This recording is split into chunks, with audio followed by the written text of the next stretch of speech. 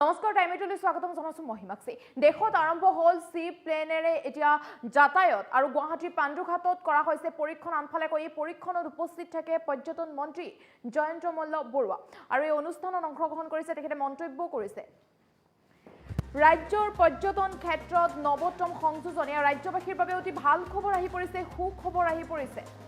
পাণ্ডুঘাটত সি প্লেনৰ ট্ৰায়েল ইতিমধ্যে ট্ৰায়েল কৰা হৈছে আৰু এই অনুষ্ঠানত যথেষ্ট সংখ্যক লোক উপস্থিত থাকে। মেচাৰ্ছ ডি হাভিলেণ্ড কানাডাৰ সংযোগত সি প্লেনৰ পৰীক্ষণ কৰা হৈছে। গুৱাহাটী বিমানবন্দৰৰ পৰা পাণ্ডুঘাটলৈ কৰা হৈছে পৰীক্ষণ।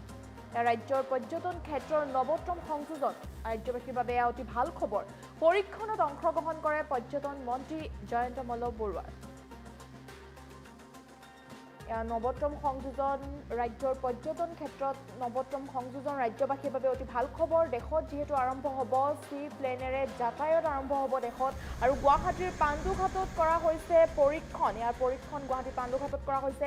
ৰাজ্যৰ পৰ্যটন ক্ষেত্ৰৰ নৱতম সংযোজন, ৰাজ্যৰ পৰ্যটন ক্ষেত্ৰত এয়া ভাল খবৰ বুলি ক'ব লাগিব। ৰাজ্যবাসীৰ বাবে অতি ভাল খবৰ আহি পৰিছে।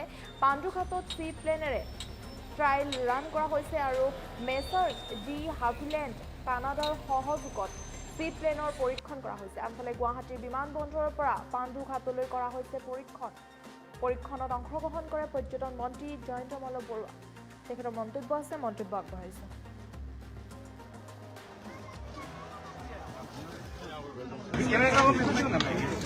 আজি অসমৰ কাৰণে এটা বিশেষ দিন। অসমত প্ৰথমবাৰৰ বাবে নামিছে, গতিকে আমাৰ কাৰণে অত্যন্ত আনন্দৰ দিন।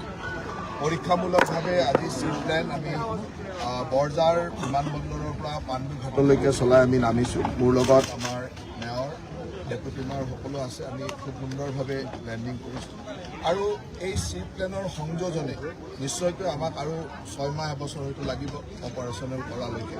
গতিকে আমাৰ চেষ্টা থাকিব কিমান সোনকালে ইয়াক অপাৰেশ্যনেল পৰ্যায়লৈ আনিব পৰা যায়। আজি পৰীক্ষামূলকভাৱে নামিছে আৰু আপোনালোকে জানি আনন্দিত হ'ব, ভাৰতবৰ্ষত প্ৰথমবাৰৰ কাৰণে নদীত নামিছে। ইয়াৰ আগতে সাগৰত নামিছে বা অন্যান্য বেকৱাটাৰত নামিছে, এনেকুৱা কিছুমান চি প্লেন নামিছে, কিন্তু চি প্লেন প্ৰথমবাৰৰ কাৰণে নদীৰ পানীত নামিছে।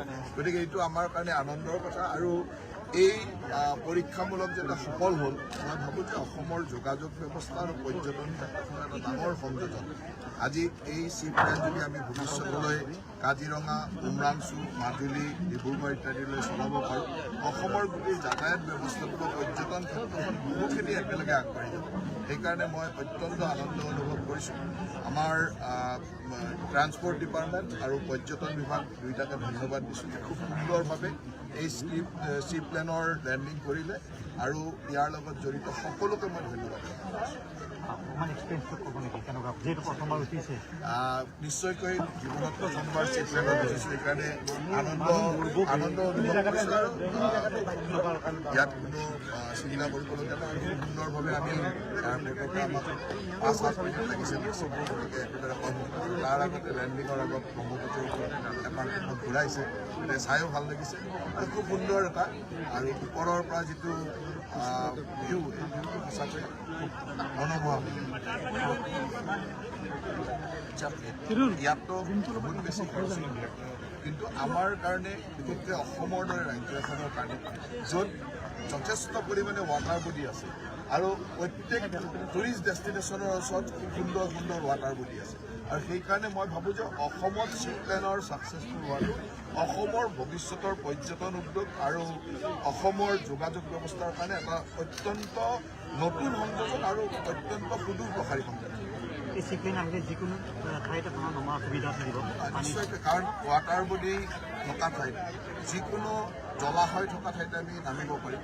গতিকে আজি ইয়াৰ পৰা কাজিৰঙালৈকে গৈ কাজিৰঙাৰ ব্ৰহ্মপুত্ৰত আমি যিটো সৌন্দৰ্য দেখা যাব বা ইয়াৰ পৰা মাজুলীলৈকে যোৱা, ইয়াৰ পৰা উমৰাংচুলৈকে যোৱা, কিছুমান এনেকুৱা ডেষ্টিনেশ্যন অসমত আছে যিবিলাকে এনেকুৱা ধৰণৰ জলাশয়ৰ পাৰতে আছে আৰু জলাশয়ৰ জৰিয়তে যদি আমি যোগাযোগ কৰিব পাৰোঁ কাৰণ ইয়াৰ পৰা কাজিৰঙালৈ হয়তো 15-20 মিনিট ইয়াৰ পৰা উমৰাংচু আধা ঘণ্টাৰ ভিতৰত গতিকে ইমান কম সময়ৰ যোগাযোগ আৰু ক'ব গ'লে অন্যান্য খৰচো গতিকে মই ভাবোঁ যে ইয়াৰ সংযোজনে অসমৰ পৰ্যটন ক্ষেত্ৰত এটা আমূল পৰিৱৰ্তন আনে আপুনি ইতিমধ্যে কাজিৰঙা উমৰাংচুৰ কথা উল্লেখ কৰিছে গতিকে এইসমূহ স্থানত পৰীক্ষণ চলোৱা কিবা সম্ভাৱনা আছে? এতিয়াতো আমি প্ৰথমবাৰৰ কাৰণে ইয়াত আজি পৰীক্ষামূলক মানে লেণ্ডিং হ'ল তাৰপিছত সকলো ঠাইতে পৰীক্ষামূলক লেণ্ডিং হ'ব আৰু মই সেইকাৰণে কৈছোঁ যে ইয়াক অপাৰেশ্যনেল কৰালৈকে আমাক 6 এবছৰ লাগিব অলপ বেছিও লাগিব কিন্তু আমি এতিয়াৰ পৰা আৰম্ভ কৰিব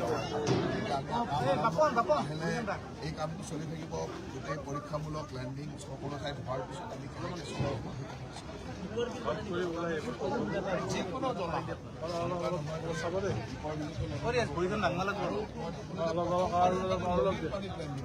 ইয়াৰ আগতে ৰিভাৰ ৱাটাৰ লেণ্ডিং